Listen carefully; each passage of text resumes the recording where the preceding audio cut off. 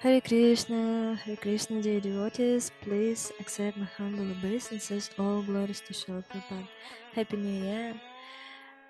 May this holiday season brighten you up with happiness, joy, and good cheer. Haribol. And today we continue to read the Bhagavad-Gita as it is, book written by His Glorious Sache Bhaktivedanta Swami Srila Prabhupada, and today we will read verse 14, 15, and 16. So let's start. Om Namo Bhagavate Vasudevaya. Om Namo Bhagavate Vasudevaya. Om Namo Bhagavate Vasudevaya.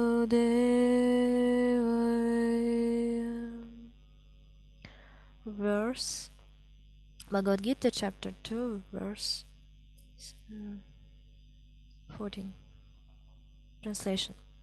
O son of Kunti, the non-permanent appearance of happiness and distress, and their disappearance in due course, alike the appearance and disappearance of winter and summer season. They arise from sense perception or skin or scion of Bharata, and one must learn to tolerate them without being disturbed. Purport. In the proper discharge of duty, one has to learn to tolerate non-permanent appearances and disappearances of happiness and distress. According to Vedic injunction, one has to take his bath early in the morning, even during the month of Magha, January-February. It's very cold at the time, but in spite of that, a man who obeys by their religious principles does not hesitate to take his bath. Similarly, a woman does not hesitate to cook in the kitchen in the month of May and June, the hottest part of the summer season. One has to execute his duty in spite of climatic inconvenience, inconven, inconvenience, inconveniences. Similarly, to fight is the religious principles of the Kshatriyas, and also one has to fight with some friends or relative. One should not deviate from his prescribed duty. One has to follow the prescribed rules and regulations of religious principles in order to rise up to the platform of knowledge, because by knowledge and devotion only can be liberated himself from the clu- clutches of my illusion. The two different names of address given to Arjuna are also significant. To address him as Kaunteya signifies his great blood relations from his mother's side, and to address him as Bharata signifies his greatness from his father's side. From both sides, he is supposed to have a great heritage. Heritage. A great heritage brings responsibility in the matter of proper discharge of duties. Therefore, he cannot avoid fighting. Next verse. Translation.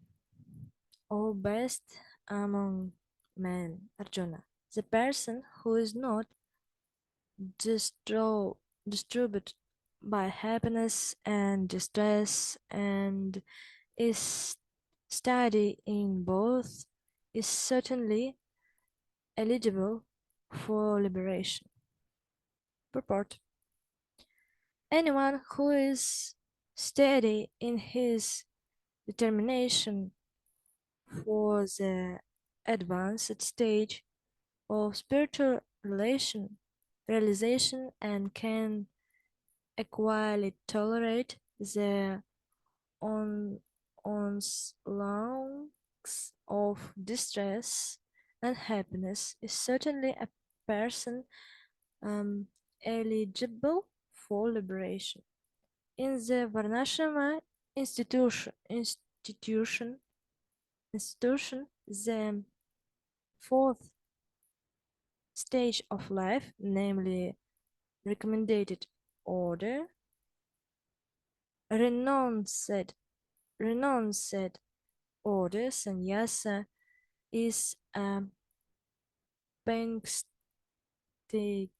situation, but one who is serious about making his life perfect seriously adopts the sannyasa order of life and spite of all difficulties. The difficulties usually arise from having to sever family relationships, to give up the connection of wife and children. But if anyone is able to tolerate such difficulties thoroughly, his path to spiritual relationship is complete. Similarly, in Arjuna's discharge of duties as a kshatriya, he is advised to persevere, persevere even if it is difficult to fight with his family members or similarly beloved persons. Lord Chaitanya took sannyasa at the age of 24, and his dependent young wife as well as old mother had no one else to look after them.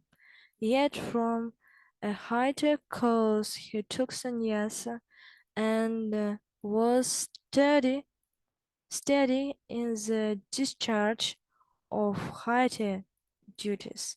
That is the way achieving liberation from material bondage. And last verse for today, verse 16. Translation. Those who are source of the truth have concluded that of the non-16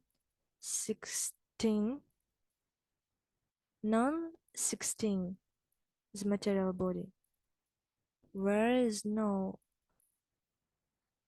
endurance, and of the eternal, the soul, there is no change.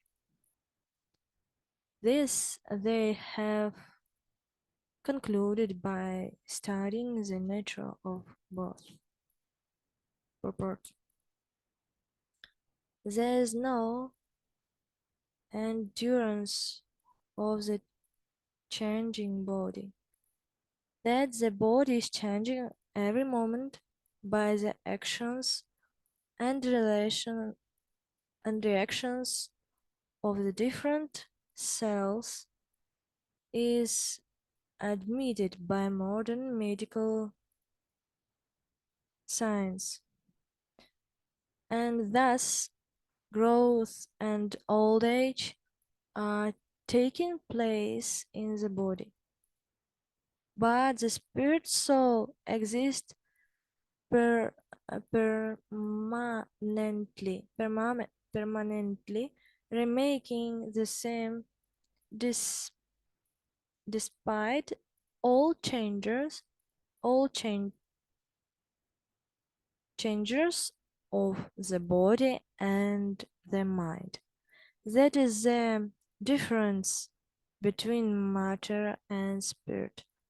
By nature, the body is ever changing, and, and the soul is eternal.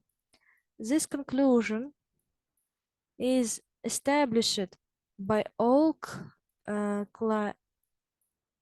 classes of seers of the truth, both impersonalist and personalist. In the Vishnu Purana 2:20-38, it is stated that Vishnu and his abodes all have illuminated spiritual existence. Jyotimshi Vishnur Bhuvanani Vishnuh. The words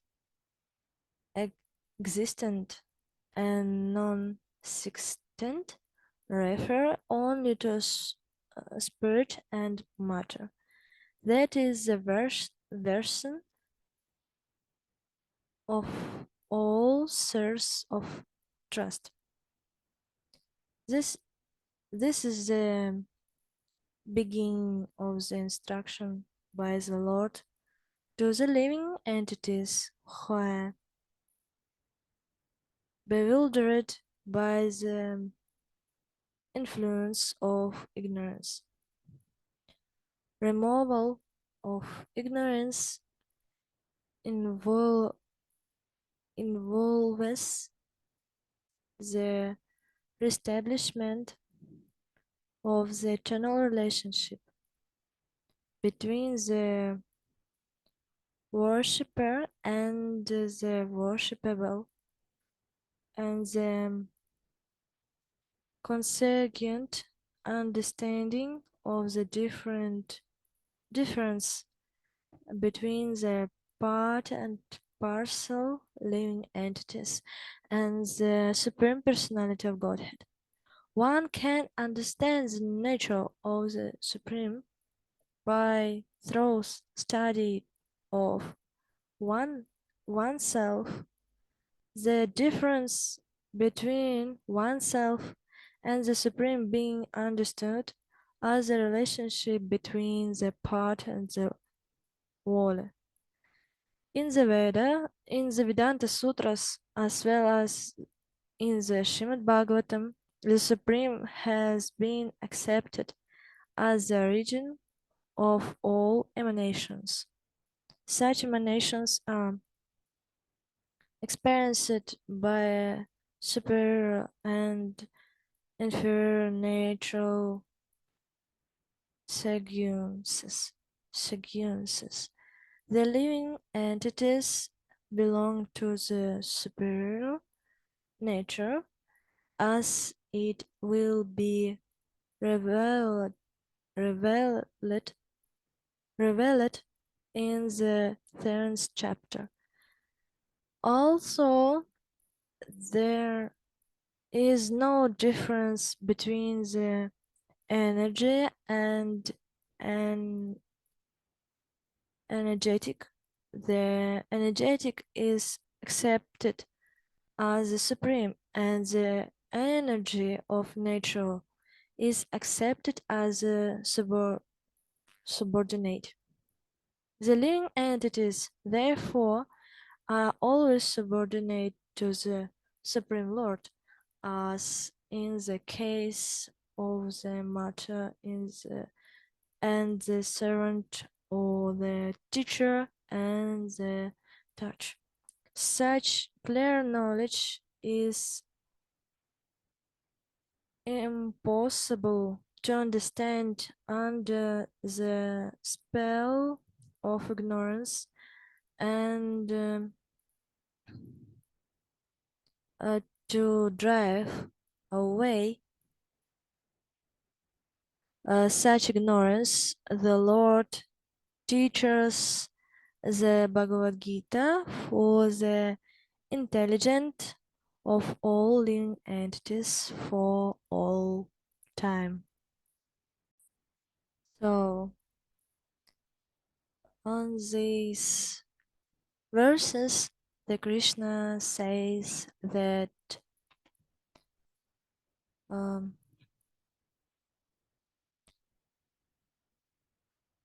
that one have to do one's duty and be tolerant to the non-permanent appearance of happiness and distress and their disappearance in due course, like the appearance and disappearance of winter and summer seasons. And a man who abide, abides, abides, abides by the religious principles does not hesitate to take this path early, take his bath early in the morning, even during the months of Magha, January, February. Yes, uh, one has to follow the prescribed rules and religions of regulations of religious principles in order to rise up to the platform of knowledge, because by knowledge and devotion only can be liberate himself from the clutches of my illusion.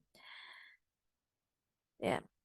And on the next verse, Krishna says that person who is not disturbed by happiness and distress is, and it is studied to both, is certainly eligible for liberation. Yeah, it's a good news for us. We can become eligible for liberation if we will be tolerant to happiness and distress. Yes, it's not easy, but it's possible. Krishna says on this verse about it, and Srila Prabhupada also told about this in purport for this for this verse, and on the next verse we also can read about this, and on the next verse, last for today, the Lord begins to tell about the nature of eternal soul and body. One can understand the nature of the Supreme Personality of Godhead by thorough study of oneself. Yeah, start. We have to start study to oneself, ourselves. The difference between oneself and the Supreme being understood as a relationship between the part and the whole. Such clear knowledge is a very important point. Such clear knowledge is impossible to understand under the spell of ignorance, and we have to be free. We have to be free from ignorance. We have to be do something um, for to be.